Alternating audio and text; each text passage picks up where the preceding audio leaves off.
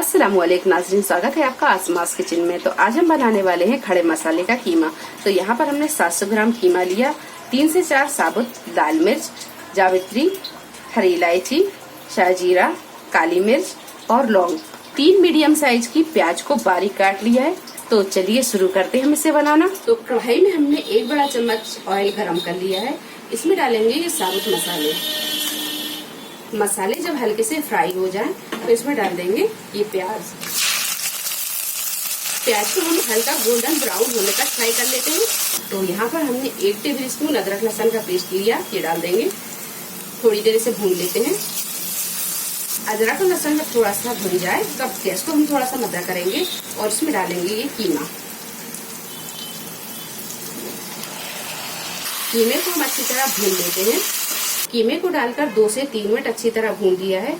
अब यहाँ डालेंगे हम बाकी के मसाले। 1 टीस्पून कुटी हुई लाल मिर्च, 1 टेबल स्पून भुना कुटा धनिया, 1 टीस्पून भुना कुटा जीरा, हाफ टी स्पून हल्दी पाउडर और 1 टीस्पून नमक। ये सारी चीजें डाल देंगे। सारी चीजों को अच्छी तरह मिक्स कर देंगे।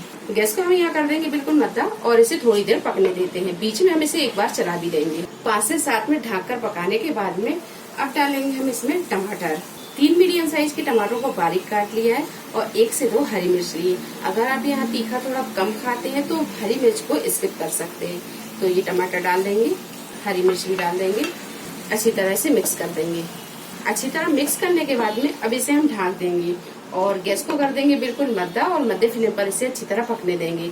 तब तक पकने देंगे जब तक कि ये टमाटर अच्छी तरह गल नहीं जाते। बीच बीच में हम इसे चलाते भी रहेंगे। टमाटर और कीमा दोनों अच्छी तरह गल गए हैं, ये देखिए। अच्छी तरह से चलाएंगे और इसमें डालेंगे हम थोड़ा सा पानी, क्योंकि ये बिल्कुल सूखा है। इसमें थोड़ी सी ग्रेवी के लिए डालते हैं हम आधा कप पानी। आधा कप पानी डाल दिया है। अच्छी तरह से मिक्स करेंगे। अब इसे हम ढककर 3 से 4 मिनट और पका लेते हैं। गैस को हम बिल्कुल मद्दा ही रखेंगे।